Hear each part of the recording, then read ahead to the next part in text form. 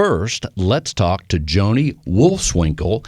She has written the book called The Choice Is Yours.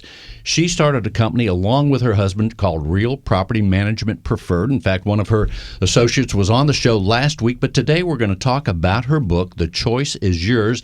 In addition, she has a podcast that I know you're going to like called Inside the Wolf's Den. So here she is, Joni Wolfswinkle. Joni, welcome to the show. Thank you, Bill. Thank you so much for having me on here today. Did I get that podcast name right? You did. Inside the Wolf's Den. Perfect. And if you're here, what's going on inside the Wolf's Den now? They must be missing you over there. They are. They're on a little break right now. They're saying it's just not the same without Joni here.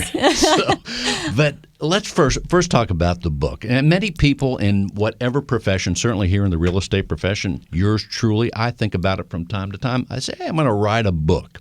As you are a business person with a very serious company doing a lot of business in a great real estate market, but in sometimes a complicated world of property management, that alone has its set of challenges. Oh, gosh, yes. And rewards. To do that, to be a mother, a wife. So that's kind of, I guess, the idea of your book. Let's tell people. Correct. Yes. The book is called The Choice Is Yours, Balancing Success as a Wife, Mom, and Entrepreneur. We all know that's a tough act to follow. I mean, there's so much going on. You're trying to balancing all that. But the reason why I wrote the book, just to kind of give you a little, background on that. So growing up, I actually was born in a dysfunctional, I would say, family. Father and brother were both drug addicts. And so you can imagine a lot of doubt from others saying, hey, look, poor Joni, she's going to be growing up to be a drug addict or whatever the case may be. And really a lot of doubt, people even wanting to see me fail. In reality, I had two choices. You either be the victim or you be the victor, right? And so, of course, I chose to be the victor. And I didn't want to, live in this dysfunctional lifestyle that my brother and my father were in. And so I chose, there has to be a better way. And at 19 years old, I started my real estate career. And so this book really kind of tells my story and gives women insight to, hey, it doesn't matter what background you come from, where you're from, it's all about the choices that you make in life. Indeed, that is so important, whether we're in the midst of dysfunction at any time of our life or we've just had a regular life. But I would ask the question, as a young person, you say your father was addicted to drugs. What kind of drugs are we talking about? So my father was a heroin addict and my brother was a meth addict. So, growing up. Serious. And I really didn't know there was another way. That's what I lived through growing up. And how did you know, as we grow up in a family, we think it's all normal, whatever our situation is, but when did you realize that was not the norm for your father to be addicted to this drug or to have this play a part in his temperament and the way he treated his family and everything else? When did you know that was not? Once I started school and I started hanging out with, friends who had a normal childhood, had a mother and a father that cared about them. And so I surrounded myself with those type of individuals and, few families kind of took me in underneath their wing and I found what it meant to be normal, and so from there I just soaked as much as I could in and to the point where, young as I was, feeding myself with books and, learning as much as I could because I knew that I wanted to be somebody other than a drug addict. And we go to the title of your book, The Choice is Yours, but it sounds like you made a decision early on to choose not to use drugs because drugs at any generation, my generation, yours, and even children now and teens now, it's been around forever. So about what age did you realize that, hey, I could choose to do the drugs? I'm sure there were probably kids at school maybe experimenting, but when did you choose not to do that? That's your first good choice, it sounds like. Yeah, and I would say I was about 10 years old when I realized that. And, at that age, I was kind of an oddball to begin with. I wanted to, get my first job at 10 years old just so I could help my mother support us. Because really, she was the one going through all this. I think I realized that about 10 years old. And I said, you know what, I was a chicken to even try it because I didn't know what it was going to do to me. And now, was your mother involved in drugs? Oh, no. So she kept things straight and narrow. And she worked in, that's kind of how I'm driven today. She worked 3 jobs just to support us, because of the lifestyle that my father and brother had. Well, one of the things I'm thinking about is you say you started working at 10. Myself, I started early too. And one of the beauties of that is that you feel self-confident. You also feel independent, so to speak, even as a child. But when you're out there working different jobs, I think it's one of the best therapies and one of the best trainings for anybody young to go out there. And if you're living up north, I was just talking to someone about this, shovel snow. We were shoveling snow. We were doing all sorts of things to find a way to make $1, and it was very rewarding. Sounds like that was a good choice for you. It was. And I mean, it wasn't at 10 years old when I started working because nobody would hire me at that age, but it was at, 15 when I could get my worker's permit. And it was Taco Bell, which, at that time, I mean, it was funny because my friends would go by the drive-thru and be like, hey, there's Joni. They call me the burrito queen for forever, Making me hungry, Joni. So the choice is yours. So here's the book. It tells of your beginnings. And then as far as the choices, tell us a little bit more as it relates to the business part and some of the choices that you now make running this very successful company. Yeah, I mean, it's, there's a lot of discipline that goes into running it all, being a good mom, being a wife, and being an entrepreneur. And so, I just really had to focus my attention when I'm a mom, I'm 100% mom. I don't do business. I don't, do other things that's going to take me away from that. Same thing with business. If I'm working at the office, it's 100% work. And so just really being disciplined on that. And I have a great leadership team and a great team and culture so that not everything comes to me.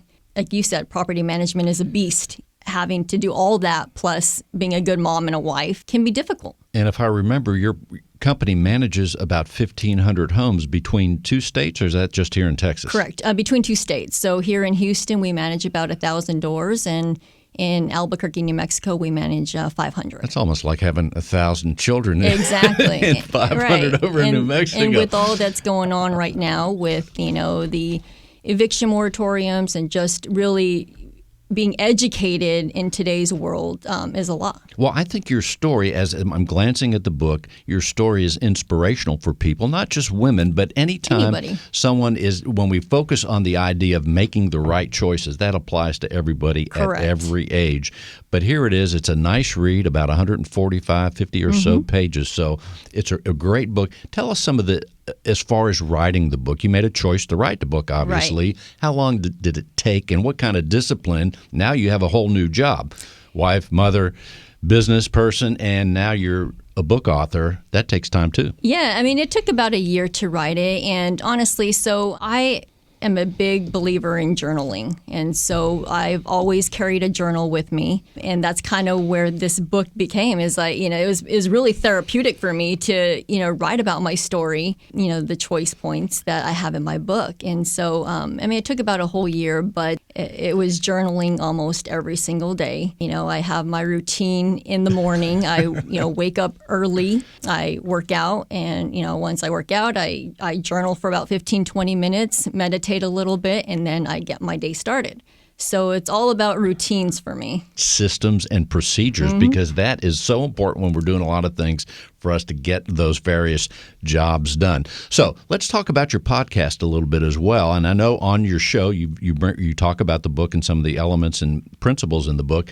Let's tell people about Inside the Wolf's Den. First of all, it's a killer name. We're talking with Joni Wolfswinkel, Inside the Wolf's Den podcast. Tell us about that. What are we going to hear on that? So Inside the Wolf's Den, I'm a host as well as my husband. We have various guests on there, real estate investors, business owners, just any entrepreneur, and we talk a lot about mindset. Sometimes it's just him and I talking about mindset, and so but it's a fun. It comes out weekly on Wednesdays. We launch a new episode every Wednesday. It's on Spotify, Apple, and then also on YouTube. So as you approach with all the things you're doing, you might even have somewhere along the line a thought for a second book. I don't know.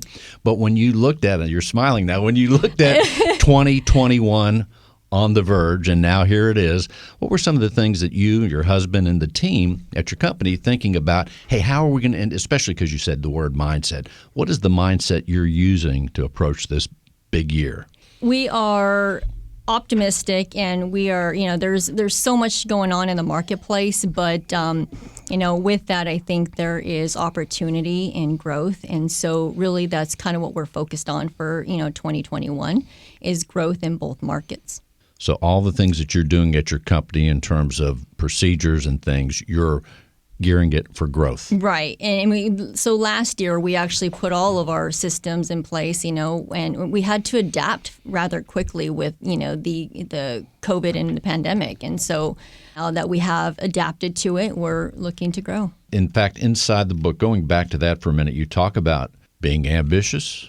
Ambition on that whole subject in itself, can you really train someone to be ambitious? That either comes from a drive that we have early on, a drive maybe that we develop or realize how important it is. Give us a word on ambition. Yeah, I love that. You have to really want it. And, I think that if you're disciplined enough, I think a lot of times I have investors that come to me and say, hey, I want to be mentored. Well, it's not a get rich quick type of thing. You have to really work at it. And if you're willing to work at it and you're willing to be disciplined, I think you can be ambitious. And here's another one on page 70. And someone on the show just recently said this about when we make time for doing certain things. They said to make time for dreaming so that we can identify dreams. And that's on page 70. The choice is yours. Guard your dreams. Yeah. Tell us about that. Yeah. So, every Friday I actually set some time aside. I use it as my thinking day. And that's the day that I dream. This is, what do you want next 5 years? What do you want in the next 10 years? And I kind of map that out and journal it out. But yeah, you have to always be constantly dreaming. And every goal that I've set for myself, I've hit. And then you just set it again and you just set the bar higher and higher. And that momentum helps you be successful at those things because you build a certain pace. Exactly. That sounds awesome. What else should we know about the book? You can get the book on Amazon. So for those, and it's to empower women, but it's for everybody. Get that book on Amazon. The beauty of that is as people listen, they could order it right now, even before we close the segment. It might be at their house tomorrow. And it will be. It is so amazing. Again, Inside the Wolf's Den. As far as the outlook, quick word, though, on the rental market for homes. There's a lot of people out there that say, I want to rent my home out. If someone's out there and let's say they have a home in the 300 range and they're thinking, I want to buy another home, but I want to rent this one out. What's the prospects for them or what should they be thinking about? A couple bullet points there. I think right now the inventory is so low. Anything that we're putting on the market, we are leasing quickly. So again, we just, if it's in the 300 range, and we'll have to just make sure that we can target what they're looking for in terms of rent and what they're expecting. And I always said, you heard me say it on last week's show, and that is if you're going to rent your home, leave it to the professionals like a great property management company because there are too many pitfalls if you don't have that guidance and that the knowledge of a company like yours. And especially right now. you do not want to be self-managing your property in this in the middle of the pandemic with the eviction moratoriums. You better know the laws because it can come and bite you. Because when you go to the judge and you say, well, I didn't know, that's not a good defense. Nope. No matter what. No matter what. Let's tell people the coordinates on your company and then the book again. Yeah, so Joni Wolfswinger with Rural Property Management Preferred. The book, The Choice is Yours, Balancing Success as Wife, Mom, and Entrepreneur. And Inside the Wolf's Den is where you can find me on my podcast. There you go. What's the phone number of your company, Joni? It's 281-894-9111. One more time. 281-894-9111. You heard it there. Joni Wolfswinkel. Thank you for being on the show, Joni. Thank you so much for having me, Bill.